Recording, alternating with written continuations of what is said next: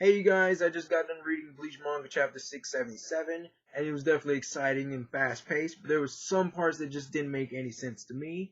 One part was in the beginning, Juhabach was commenting on Ichigo being a mutt and his powers, and he said that Ichigo was out of his own league.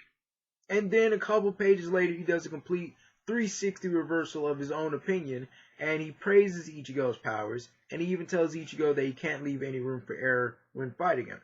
Now, whether this is a translation error or whatever, I don't know, but that's a complete 360 reversal from what you just said a couple pages ago. And there, to me, at least to me, and I know my own perception and perspective could be easily wrong, but I didn't see any intermediary point where Ichigo just all of a sudden just wowed and shocked Juhabach with his abilities between those pages. I did. I did. Also, I just don't think Ichigo fully grasped the depth of Juhabach's ability to see the future and the various outcomes here. Because, I mean, Ichigo was thinking that, okay, since I landed a blow on Juhabach and, I managed to make him use both swords, there has to be some type of limit. But that's the thing about seeing the future and all the various outcomes. It's infinite. It's like Juhabach said. It's like grains of sand on a beach. It's just infinite possibilities. It's infinite. And to me, I definitely think there has to be a limit to Juhabach's ability. There has to. But I mean, who knows? The story's still unraveling. His abilities are still like we still haven't really got the full depth of his abilities in the full scale of it. So as far as I'm sure that there's probably a limit, there possibly could be no limit.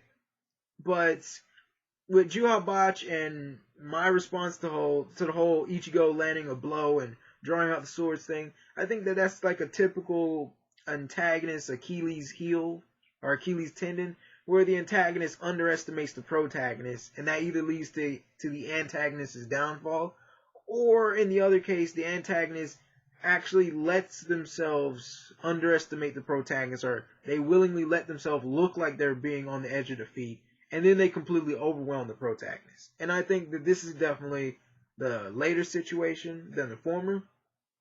Another thing that also confused me was Juhabach's form, or his appearance. Like, he was covered in eyes and the black shadows and everything like that. And then in some points of the fight, it's all gone. Or either it's still there, or the eyes are closed, but it's just to me, at least to me, and like I said, my own perception is definitely flawed. It's just, to me, it's like it's there and it's gone. And then at the end of the chapter, it's just boom, it's right there. Like, it's always been there. But I guess, like, that's probably my perception that's wrong. But as far as this chapter goes, especially the end, I felt like that was a really strict, to the T, like, antagonist or villain. He's like, oh, don't lose hope. Like, there's nothing more despairing than, killing a child or killing a person that's lost hope. And I'm just like, that's just the typical antagonist right there. They want to drain every bit of hope and despair out of you. Like, they don't want you to lose any hope soon. They don't want you to lose all your hope immediately. No, they want to rip it all away from you right in one single go. And I'm just like, typical. Like, that's the book. Like, that's definitely the standard book example of an antagonist, in my opinion. Now, I noticed in like in my previous video for Bleach Manga review for chapter 676, I got a couple of dislikes. So I don't know if it was like basically my format with reviewing the chapter, or if it was like basically my own flawed perception of the chapter. I don't know.